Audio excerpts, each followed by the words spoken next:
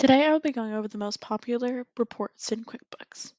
We start by going to the QuickBooks homepage, and from here we're going to go to Reports and then the Standard Reports. The one we're going to look at first is the Profit and Loss. The Profit and Loss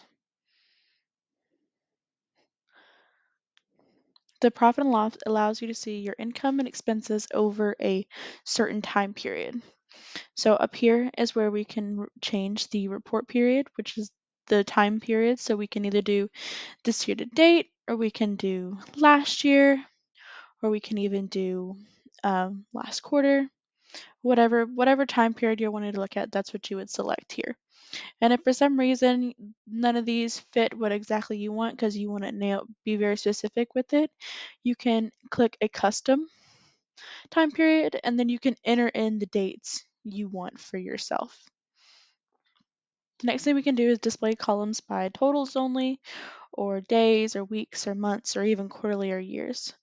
So we could do a time period from 1/1/2022 to now, and then display it by years, and click run report, and now we will have information for each year broken out by years.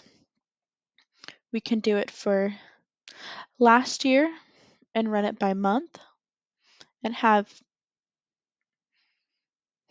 we can do this year to date and run it by month.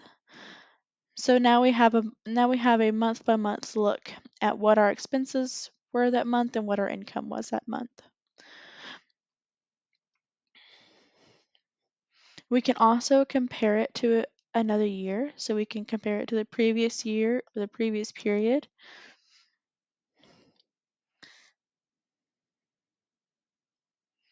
This works best if you're in total only. And then from there you can see what you did this year and then compare it to what you did last year.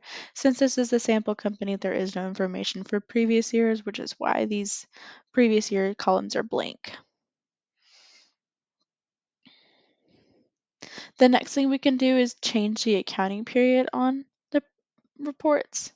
Cash is what most people will want to run their reports on. So we're going to click cash and then hit run report, and it's going to change our number slightly. This just changes it to what money actually came into the bank account that month or that time period, and what actually came out during that time period. If we want to, we can also customize the reports even more. We can do this by going to customize, and then if we want to see it without cents, we can click without cents. We can change how we like the negatives to show up. So I like them, instead of just a negative, I like them to be in parentheses. And then once we're done changing those, we can hit run report, and it'll change the numbers to what we want to see it. If while looking at a report you want to dive into why an amount is what it is, you can click on it, and it will take you to all the transactions that make up that total for that time period. So if here, this is a great way to go check and make sure you have been coding things to the correct account. So I could look at this and say, okay, yes, all of these transactions are supposed to be here. Or if I see one that's not supposed to be here, I can click on the transaction and then recode it as I need to.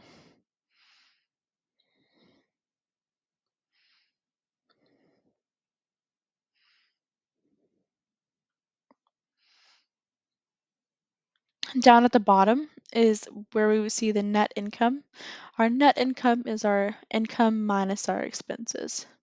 So as we can see here, that the sample company for this time period is lost $1,904. The next report we are going to look at is the balance sheet.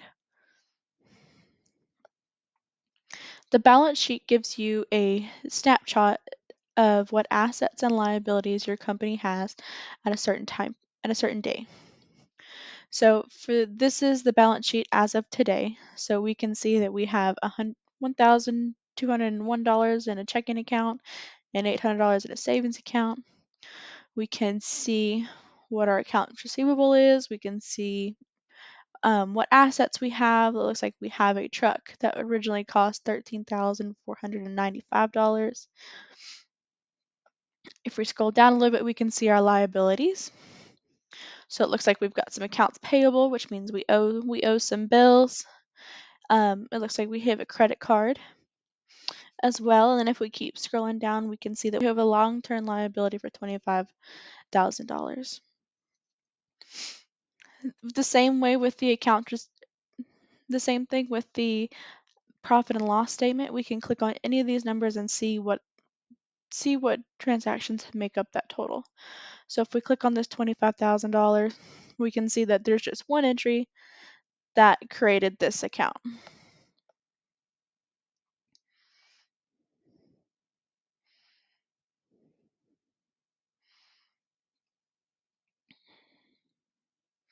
The next report we can look at is our accounts receivable aging summary. This shows you what invoices are still outstanding as of a certain day. So from this report, we can see that Amy's Bird Sanctuary still has an outstanding invoice of $239.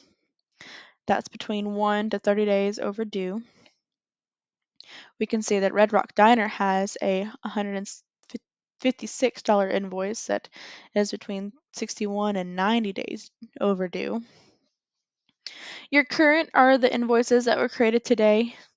So those aren't as of concern, but once they get later, um, you can start contacting your customers and saying, "Hey, these still haven't been paid. Why haven't they paid?" and try to figure out why they haven't been paid. The next report we're going to look at is our accounts payable aging summary. Our accounts payable is bills that are still open that we owe, the company owe. So we still owe this insurance agency $241, and that's between 1 and 30 days overdue, and then we still owe PG&E $86.45. So this is a good report to look at and see, okay, what bills do we still have outstanding? What do we need to pay in the future, and plan for that. You can also change the time periods as well on the accounts receivable aging summary and the accounts payable aging summary. The final report that we're going to look at is the cash flow statement.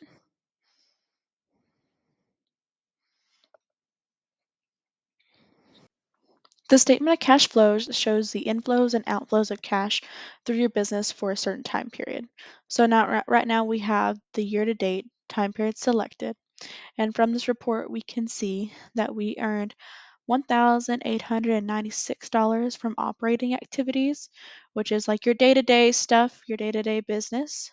We can see that we spent $13,495 on a truck, and we can see that we brought in $25,000 by taking out a loan. We can see that the net increase for this time period is $4,063. We didn't have a beginning balance for cash. This is what we ended it with. So from here we can tell that we increased our cash by the $4,063. If you found this video helpful, please like and subscribe, and we'll see you next time.